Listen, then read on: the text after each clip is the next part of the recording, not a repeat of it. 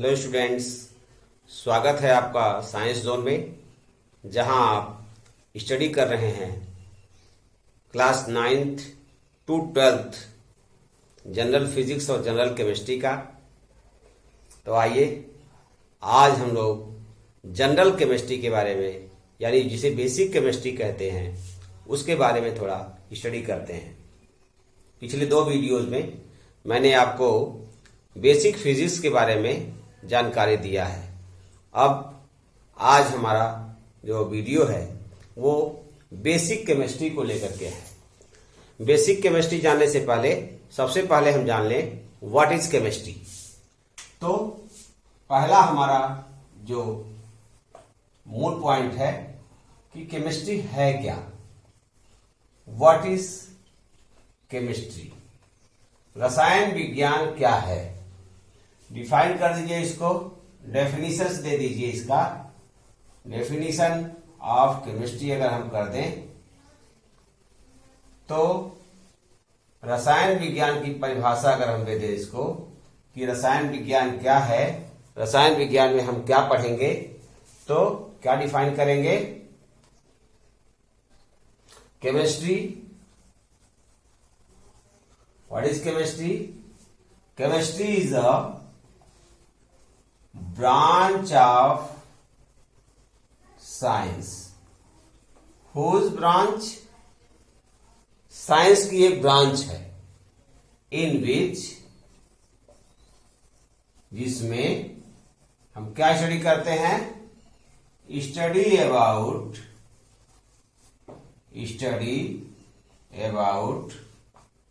what? Matter, in which study about matter and its various reactions,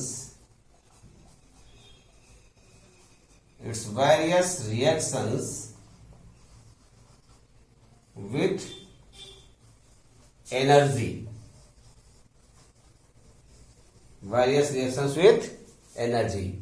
Chemistry is a branch of science in which study about matter and its various reactions with energy. अर्थात रसायन विज्ञान की वह शाखा है जिसमें हम द्रव्य, मैटर माने द्रव्य, और इसकी ऊर्जा से होने वाली विभिन्न क्रियाओं का अध्ययन करते हैं। प्रिय विद्यार्थियों, हम सब जानते हैं फिजिक्स में हम एनर्जी का अध्ययन करते हैं। Various types of energy are studied in physics, but in the chemistry we are study about the matter. Okay, तो यही से शुरू करते हैं। आज की बेसिक केमिस्ट्री का पॉइंट हमारा यही से है, what is matter. Class 9th के स्टूडेंट्स होंगे, क्लास 11th के स्टूडेंट्स होंगे, उनके सिलेबस का चैप्टर नंबर 1 चल रहा है। ठीक है, तो क्लास 9th और 11th के स्टूडेंट्स के लिए चैप्टर 1 स्टार्ट हो रहा है, और 9th के जो स्टूडेंट्स हमारे हैं उनके लिए चैप्टर 1, 2, 3 ये तीनों का मिक्सिंग मैं पढ़ाऊंगा। पूरा बेसिक केमिस्ट्री ही है तीनों चैप्टर, तो हम सभी बेसिक केमिस्ट्री का चैप्टर 1, 2, 3 आज मिक्सिंग करके चलेंगे। और अभी हम शुरू कर रहे हैं व्हाट इज मैटर। तो दूसरा क्वेश्चन हमारा शुरू हो रहा है, व्हाट इज मैटर। पहला क्वेश्चन आपने दिया व्हाट इज केमिस्ट्री, और दूसरा क्वेश्चन हम स्टार्ट कर रहे हैं व्हाट इज मैटर। डिफाइन कर दीजिए, definition of matter. What is matter, तो डेफिनेशन दे दीजिए। डेफिनेशन ऑफ मैटर, मैटर को आप कैसे डिफाइन करेंगे? बिल्कुल सिंपल डेफिनेशन है, एनीथिंग, बिल्कुल सिंपल डेफिनेशन है, एनीथिंग, कोई भी वस्तु विच occupies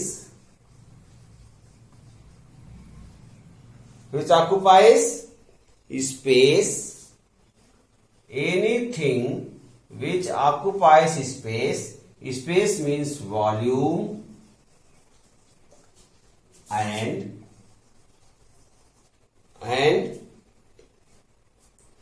has what has mass. Mass means द्रव्यमान. Anything which occupies space and has mass are called matter. तो कोई भी वस्तु जो स्थान घेरती है और जिसमें द्रव्यमान होता है वो द्रव्य कहलाती है. ठीक है. कोई भी वस्तु जो स्थान घेरती है और जिसमें द्रव्यमान होता है, स्थान घेरे और उसमें द्रव्यमान हो, तो उसको हम क्या कहेंगे? मैटर कह सकते हैं. तो हम डेफिनेशन दे रहे हैं. बाद में इंग्लिश में डेफिनेशन इसलिए लिख रहा हूं क्योंकि कल हमारे विद्यार्थियों ने कहा था कि इंग्लिश में सर नहीं बोलते आप, तो सारे के सारे डेफिनेशन इंग्लिश में देंगे, उसको हिंदी में भी क्लैरिफाई करेंगे. और जिन जो हिंदी मीडियम के जो हमारे स्टूडेंट्स हैं वो हिंदी में अपना नोट्स तैयार करेंगे और जो इंग्लिश मीडियम के स्टूडेंट्स हैं वो इंग्लिश में अपना नोट्स तैयार कर लेंगे. इंग्लिश में स्पेलिंग मिस्टेक हो जाता है, इस कारण से इंग्लिश में लिख रहा हूं.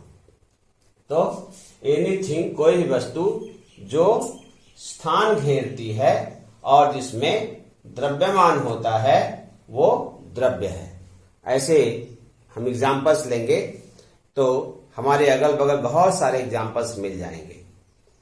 हमारे पास में कुर्सी होगी, मेज होगा, हमारी कॉपी होगी, पेंसिल होगा, कलम है आपकी, इसके अलावा आपका ज्योमेट्री बॉक्स है, आपका टिफिन बॉक्स है, आपका बैग है, आप स्वयं आप भी तो स्थान घेरते हैं.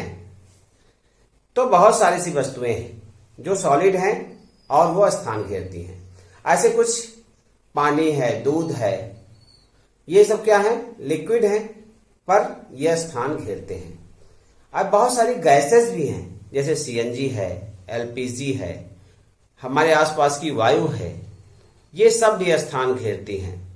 लेकिन सनलाइट स्थान नहीं घेरता, इसलिए सनलाइट क्या है? मॉस नहीं है उसमें, इसलिए वो मैटर नहीं है. कभी कभी एग्जाम्पल में क्वेश्चंस आ जाते हैं, एग्जामिनेशन में क्वेश्चंस आ जाते हैं ऑब्जेक्टिव क्वेश्चन के, निम्नलिखित में से द्रव्य है. उसमें एक ऑप्शन सूर्य का प्रकाश दे देते हैं, सनलाइट लिख देते हैं. उसमें एक ऑप्शन दे देते हैं कि ऊर्जा, एनर्जी. अगर एनर्जी कहीं ऑप्शन आया है, सनलाइट ऑप्शन आया है, तो श्योरली वो क्या है? मैटर नहीं है. आगे थोड़ा हम बढ़ेंगे. आज हम क्लासिफिकेशन करेंगे मैटर का. तो मैं आपको पहले बता दिया हूं कि हम सभी क्या कर रहे हैं, आज मैटर से स्टार्ट कर रहे हैं. व्हाट इज मैटर पहला क्वेश्चन हमने दिया. उससे पहले आपको बताया कि व्हाट इज केमिस्ट्री. तो केमिस्ट्री में हम सभी मैटर पढ़ते हैं. और अब मैटर में क्या पढ़ते हैं? तो classification of matter. What we study about the matter. हम क्या करेंगे, मैटर में क्या पढ़ेंगे? तो क्लासिफिकेशन ऑफ मैटर कर दें, सब मामला क्लियर हो जाएगा क्या पढ़ना है हमको इसमें. अब मैटर को आप क्लासिफाई करेंगे तो टू वेज आप क्लासिफिकेशन कर सकते हैं. इसको टू पार्ट्स में आप इसको मेनली डिवाइड कर सकते हैं. पहला जो बेस होगा on the basis of physical property, on the base of physical, on the base of physical property. Physical property क्या होती है? जिसको हम देख सकते हैं, जिसको हम छू सकते हैं, जिसका स्वाद ले सकते हैं. पदार्थ की अवस्था, रंग, गंध, स्वाद, ये फिजिकल प्रॉपर्टी में आता है. क्या क्या? नोट कर लीजिए. उसका physical state, solid, liquid, gas. दूसरा हो सकता है ऑर्डर, उसका कैसा गंध है, उसका वो कैसा दिखता है, what is the colour of substance. इसके अलावा उसकी सॉल्युबिलिटी कैसी है, सॉल्युबिलिटी मीन्स विलेयता, किसमें घुल जा रहा है वो, पानी में घुल जा रहा है। कुछ पदार्थ ऐसे हैं जो वाटर में सॉल्युबल होते हैं, कुछ ऐसे होते हैं जो एल्कोहल में सॉल्युबल होते हैं, कुछ ऐसे होते हैं जो केरोसिन में सॉल्युबल होते हैं, कुछ ऐसे होते हैं जो पेट्रोलियम में सॉल्युबल होते हैं। तो ऐसे बहुत सारे मटेरियल्स हैं जो भिन्न भिन्न मटेरियल्स, भिन्न भिन्न लिक्विड्स में सॉल्युबल होते हैं। तो सॉल्युबिलिटी भी इसी फिजिकल प्रॉपर्टी में आ जाती है। दूसरा है on the base of chemical property, on the base of chemical property. तो रासायनिक गुण के आधार पर हम डिवीजन कर सकते हैं, फिजिकल बेस पर कर सकते हैं और केमिकल बेस पर कर सकते हैं। फिजिकल प्रॉपर्टी के आधार पर अगर हम डिवाइड करते हैं किसी पदार्थ को, तो हमें 3 स्टेट मिलते हैं, that is the solid, first one is the solid, second one is the liquid and third one is the gas. Solid, liquid and gas. इसके अलावा भी 2 हैं, वो है प्लाज्मा और बोस-आइंस्टीन कंडेंसेट। प्लाज्मा और बोस-आइंस्टीन कंडेंसेट का अभी बहुत डिस्क्रिप्शन नहीं आ पाया है, बट इनके भी, ये भी फिजिकल स्टेट में आते हैं। On the base of chemical property the matter is divided into 2, mainly it will be divided into 2। कौन कौन से 2 हो सकते हैं? मेनली अगर हम डिवाइड करें, जो आपके बुक में दिया हुआ है, तो उसमें 3 दिया है, element, compound and mixture. But element और कंपाउंड को हम प्योर सब्सटेंस कहते हैं। तो पहला हमारा हो गया pure substance. On the base of chemical property में प्योर सब्सटेंस और इम्प्योर सब्सटेंस भी हो जाएगा। इम्प्योर, दूसरा सब्सटेंस कौन सा होगा? इम्प्योर सब्सटेंस होगा। On the base of chemical property को हम कह सकते हैं कि on the base of purity. इसको हम एक और वर्ड दे सकते हैं, on the base of purity, शुद्धता के आधार पर। On the base of chemical property, रासायनिक गुणों के आधार पर या शुद्धता या प्योरिटी के आधार पर। तो प्योरिटी के आधार पर 2 प्रकार के सब्सटेंस बन जाएंगे, pure substance and impure substance. Pure जितने भी हैं, प्योर मैटर जितना भी है, अब ये इसके 2 पार्ट्स हम अलग से कर सकते हैं। कौन कौन से 2 पार्ट्स कर सकते हैं? एलिमेंट, पहला हो जाएगा हमारा एलिमेंट, और दूसरा हो जाएगा, कौन सा हो सकता है दूसरा? कंपाउंड। पहला क्या हो सकता है? एलिमेंट, एलिमेंट माने तत्व होता है, और दूसरा क्या है? कंपाउंड है। कंपाउंड मीन्स होता है यौगिक।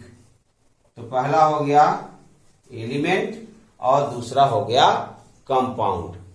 अब जो हमारा एलिमेंट है, इसको हम फर्दर डिवाइड कर सकते हैं। Element is further divided into 3 parts. Element is further divided into 3 parts. How many parts? Element means होता है तत्व, प्योर मीन्स शुद्ध पदार्थ और अशुद्ध पदार्थ। यहां सब्सटेंस यूज हुआ, सब्सटेंस और मैटर में बहुत डिफरेंस नहीं होता है, वहां दोनों का डिफरेंस मैं बताऊंगा आपको। सब्सटेंस और मैटर में थोड़ा डिफरेंस होता है, क्या डिफरेंस होता है उसको भी मैं आपको बताऊंगा, लेकिन अभी आप इतना जान लीजिए कि सब्सटेंस और मैटर दोनों ही लगभग समानार्थी शब्द हैं। तो एलिमेंट के हमारे और भी पार्ट्स हो सकते हैं। तो एलिमेंट के पार्ट्स होते हैं, पहला पार्ट होता है इसका मॉलिक्यूल, इसको हम कहते हैं अणु। एलिमेंट का छोटा पार्ट क्या होता है? मॉलिक्यूल होता है। मॉलिक्यूल के बाद एक दूसरा और पार्ट है, वह है एटम, जो स्मॉलेस्ट पार्टिकल होता है। Smallest particle of any substance, any matter is known as atom. इसको हम परमाणु कहते हैं। एलिमेंट मीन्स तत्व होता है, और तत्व के ये भाग हो सकते हैं मॉलिक्यूल हो सकता है तत्व, एटम हो सकता है, और तीसरा हो सकता है आयन। तीसरा क्या हो सकता है? आयन हो सकता है। आयन को हम फर्दर डिवाइड कर सकते हैं। आयन दो प्रकार के होते हैं दोस्तों, आ जाइए देख लेते हैं। आयन को दो प्रकार से डिवाइड कर सकते हैं। एक होता है हमारा कैटायन, हो सकता है आपके वीडियो में न दिख पाए। एक होता है कैटायन और दूसरा होता है आयन, ANION। कैटायन CATION और एनायन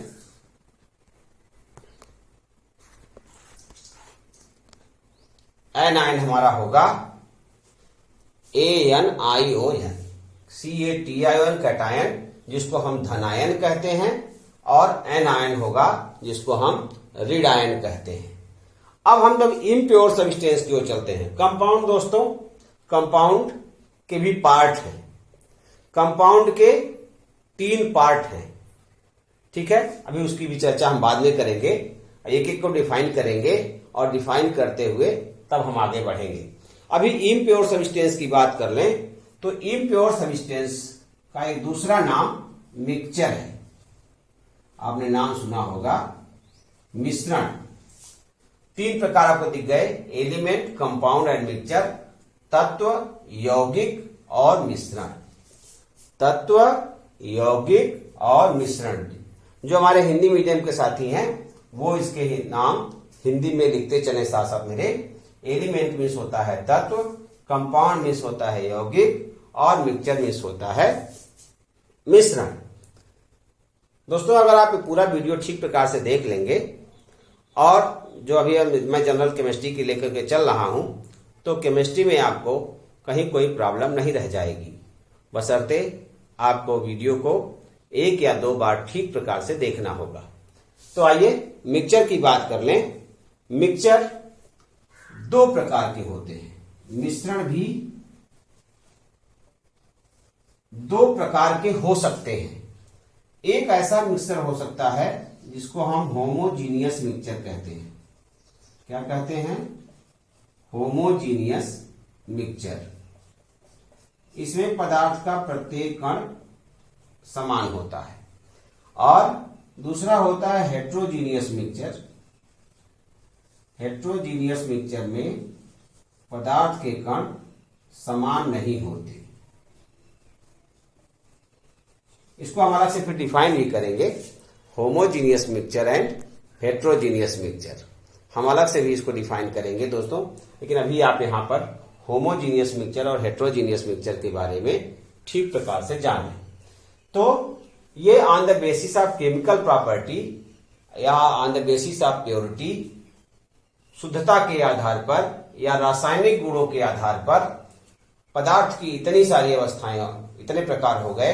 पहला होगा प्योर सब्सटेंस जिसको हम कहते हैं शुद्ध पदार्थ। दूसरा हो गया इम्प्योर सब्सटेंस जिसको कहते हैं अशुद्ध पदार्थ। और शुद्ध पदार्थ में 2 भाग हो गए, एलिमेंट यानी तत्व और कंपाउंड यानी यौगिक। अब इस एलिमेंट के 3 पार्ट हो गए, मॉलिक्यूल, एटम एंड आयन। इसको हम अणु कहते हैं, अणु, परमाणु, और इसको आयन ही कहते हैं। आयन के फिर 2 प्रकार हो गए फर्दर डिवीजन, कैटायन और एनायन। और जो इम्प्योर सब्सटेंस है वो मिक्सचर होता है।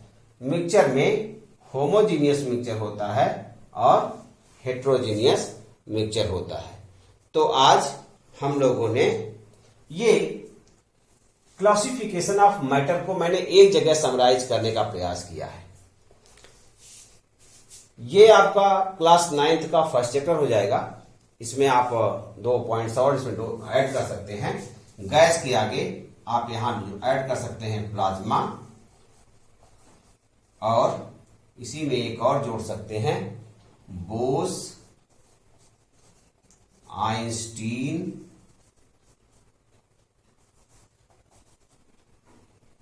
कंडेंसेट। Bose Einstein condensate. किसी किसी बुक में कंडेंसेट लिखा होगा, किसी किसी बुक में कंडेंसेशन लिखा होगा, तो उसमें बहुत दिक्कत नहीं है, दोनों शब्द एक ही है, बोस आइंस्टीन कंडेंसेट। ठीक है, बोस-आइंस्टीन कंडेंसेट और प्लाज्मा की भी बहुत एक्सप्लेनेशन नहीं हो पाती है, लेकिन सॉलिड लिक्विड गैस की एक्सप्लेनेशन आपके लिए बहुत प्रॉपर वे में अवेलेबल है। तो थोड़ी सी प्रॉपर्टी के आधार पर हम चले। समझ में आ गया इतना? इसको आपने कॉपी कर लिया, कॉपी कर लीजिए या स्क्रीनशॉट ले लीजिए, जैसा भी आप उचित समझे आप इसको ले सकते हैं। एकदम पूरा चार्ट आपके पास अवेलेबल है। अब हम इसको थोड़ा आगे बढ़ेंगे। अगर आपके पास इसको समराइज करना है तो कर लीजिए, नहीं तो हम फिर आगे बढ़ते हैं। ओके,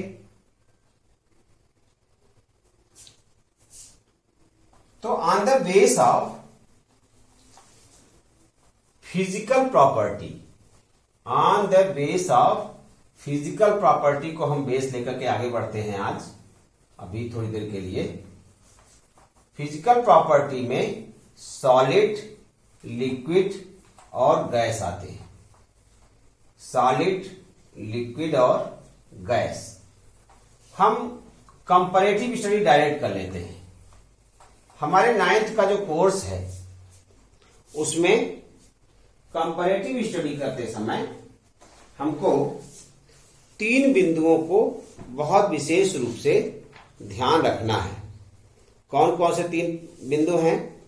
वो है शेप, वॉल्यूम और डेंसिटी। 3 प्रॉपर्टी पर हमको 3 फिजिकल प्रॉपर्टी पर ध्यान देना है। 3 प्रॉपर्टीज को फोकस करेंगे हम।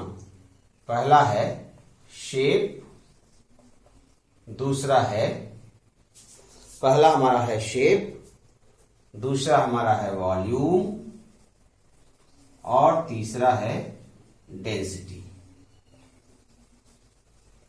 मित्रों, इसी 3 पर एनसीईआरटी के सिलेबस में और यूपी बोर्ड के सिलेबस में ये फिजिकल प्रॉपर्टीज के इन 3 बिंदुओं पर हमारा फोकस है।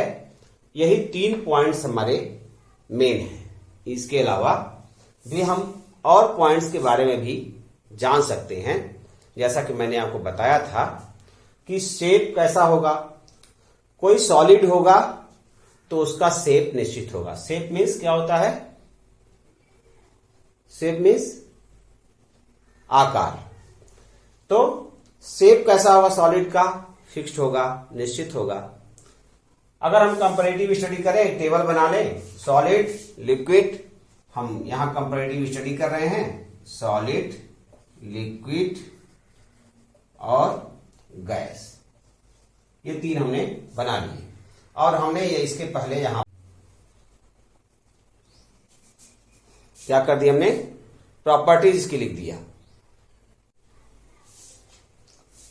तो 3 प्रॉपर्टीज के बारे में हम देख लेते हैं। यहां पर हमने टेबल बना लिया सॉलिड, लिक्विड और गैस का। प्रॉपर्टीज हम लेते हैं। पहला प्रॉपर्टी हमने ले लिया यहां पर शेप। ऐसे आप भी टेबल बना लीजिए अपनी कॉपी में। सॉलिड का शेप क्या होगा? फिक्स्ड होगा, निश्चित होता है। लिक्विड जिस बर्तन में रखे जाते हैं उसी की शेप ले लेते हैं, यानी अनफिक्स्ड होता है इसका। और गैस की भी क्या होती है? शेप फिक्स्ड नहीं होती है। दूसरी प्रॉपर्टी की हम बात करें, अगर हम बात करें कि सॉलिड की शेप क्यों फिक्स्ड होती है, सॉलिड की शेप क्यों फिक्स्ड होती है, अगर हम इस पर चर्चा करें तो हमारे पास एक पॉइंट्स है। हमारे पास एक पॉइंट है कि सॉलिड की शेप क्यों फिक्स्ड होती है। तो इसके लिए अगर हम बात करेंगे आपसे तो 2 बिंदुओं पर चर्चा करेंगे। एक तो चर्चा हमारी होगी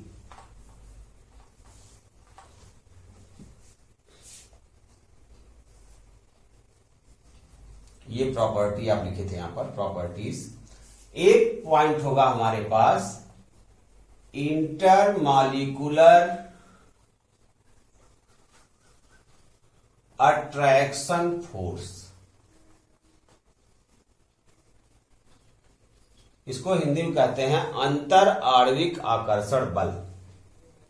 तो ये दूसरा, पहला पॉइंट हमारा यहां आ रहा था शेप, और शेप को हम बताने के लिए दूसरा पॉइंट हम ले आते हैं, ये इंटरमॉलिक्यूलर अट्रैक्शन फोर्स। तो पहले हम जान लें इंटरमॉलिक्यूलर अट्रैक्शन फोर्स क्या है। अब किन्हीं भी दो अणुओं, सॉलिड है ये हमारा, देखेंगे एक पॉइंट हमारे पास है, ये हमारा सॉलिड है, ये हमारे पास लिक्विड है, और ये हमारे पास गैस है। ठीक है, तीनों की शेप दिख रही है। इनके अणुओं के बीच का जो यहां बीच की दूरी है, इस दूरी को एक वर्ड नाम दिया जाता है, तीसरा वर्ड हम ले रहे हैं यहां पर, इंटर मॉलिक्यूलर स्पेस, अंतर आणविक अवकाश या अंतर आणविक स्थान।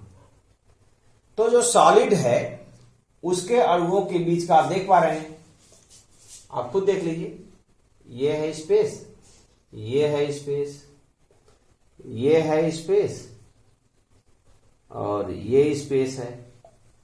तो आप खुद इसको देख पा रहे हैं, किसमें इंटरमॉलिक्यूलर स्पेस कम है, सॉलिड में। तो यहां एक पॉइंट लिख लेंगे, इंटरमॉलिक्यूलर स्पेस, सॉलिड में लिख लेंगे वेरी लो या वेरी लेस, लिक्विड में लिख लेंगे मोर देन सॉलिड, और गैस में लिख लेंगे मोर देन लिक्विड।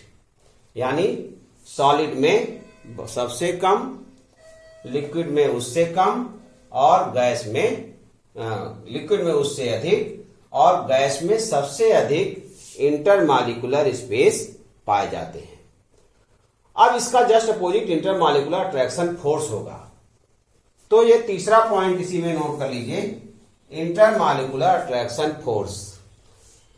अब इसका अपोजिट लिख दीजिए, सॉलिड में intermolecular attraction forces are very high, in liquid less than solid, and in gas less than liquid.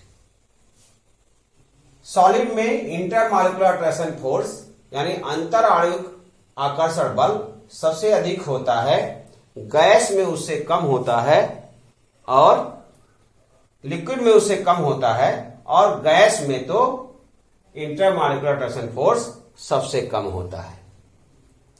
तो एक पॉइंट हमारे पास और आ गया। तो हमारे पास 3 पॉइंट्स हो गए, पहला हो गया शेप, दूसरा हो गया इंटरमॉलिक्यूलर अट्रैक्शन फोर्स, अंतर आणविक आकर्षण बल, तीसरा हो गया इंटरमॉलिक्यूलर स्पेस। ऐसे डायग्राम भी आप नीचे हमारे इस कॉलम में आप सॉलिड का, लिक्विड का और गैस का बना सकते हैं, पहले ही बना सकते हैं। ठीक है, तो ऐसे स्पेस दे देंगे आप तो बड़ा अच्छा रहेगा। अब हम बात करेंगे इसमें वॉल्यूम का। वॉल्यूम मतलब होता है आयतन। क्या होता है वॉल्यूम का मतलब? आयतन। सॉलिड का जो आयतन होता है वो फिक्स होता है, लिक्विड का आयतन भी फिक्स होता है, और गैस का आयतन अनफिक्स्ड होता है। ठीक है, आयतन गैस का अनफिक्स्ड होता है। क्यों? क्योंकि गैस को जिस बर्तन में रखते हैं उसी का आयतन कवर कर लेती है। वॉल्यूम की बात कर रहे थे हम, डेंसिटी की बात कर लें। हम 5वां पॉइंट ले लेंगे, ये 4था पॉइंट हमारा था, और ये 5वां पॉइंट हो जाएगा डेंसिटी। डेंसिटी माने होता है घनत्व। किसी एक घन मीटर या एक घन सेंटीमीटर, एक घन मीटर या एक घन सेंटीमीटर आयतन में उपस्थित कणों को हम उस पदार्थ का घनत्व कहते हैं। एक घन मीटर या एक घन सेंटीमीटर आयतन में उपस्थित, आयतन का मतलब क्या होगा? वो क्यूबॉइड होगा, सिर्फ लंबाई चौड़ाई ऊंचाई तीनों होगी। कोई भी बर्तन लेंगे जिसमें लंबाई चौड़ाई ऊंचाई होगी, या वो सिलेंडर हो सकता है। ठीक है, तो एक घन मीटर या एक घन सेंटीमीटर आयतन में उपस्थित पदार्थ के कणों की संख्या को उस पदार्थ का घनत्व कहते हैं। The density of a substance is defined as the particles present in 1 cube centimeter volume. In 1 cube centimeter volume, how many particles of a substance is present? That is the density of this substance. Here, in the solid, density is high. In the liquid, density is less than solid. And in gases, the density is less than liquid. Okay? It is the confirmation. In the solid, density is high. In the liquid, density is less than solid. And in the gas, density is less than liquid. Okay? It is the criteria of solid, liquid and gas. We are also define the pure and impure substance. ये हमारा हो गया first chapter. First chapter का आज हम यहीं पर finishing करते हैं. आज हम लोग सॉलिड, लिक्विड और गैस के बारे में पूरी स्टडी कर लिए हैं. हम लोग आज यहीं पर थोड़ा फिनिश करते हैं. अगले वीडियो में हम आपको चलेंगे बेस ऑफ केमिकल प्रॉपर्टीज. तो on the base of chemical property, जो वर्ड्स हमारे साइंटिफिक वर्ड हैं, केमिकल वर्ड्स हैं, उनको हम डिफाइन करेंगे. और डिफाइन करने के बाद एक एक वर्ड्स का ठीक से डेफिनेशन तैयार करेंगे, जिससे हमारे किसी भी कंपटीशन में हमको कोई कंफ्यूजन ना हो. ठीक है? तो बहुत अच्छा, आप सबने वीडियो को देखा, इसके लिए बहुत बहुत धन्यवाद. और अगर आपने अभी तक अपना बहुमूल्य सुझाव नहीं दिया है तो कमेंट बॉक्स में जाकर के अपना कमेंट दे दीजिए. साथ ही साथ अगर आपने अभी तक चैनल को सब्सक्राइब नहीं किया है तो कृपया सब्सक्राइब कर लीजिए. और लाइक तो बनती है, अगर अच्छा लग रहा है तो लाइक देना जरूर न भूलें. इसी के साथ ये वीडियो फिनिश करता हूं. बहुत बहुत धन्यवाद.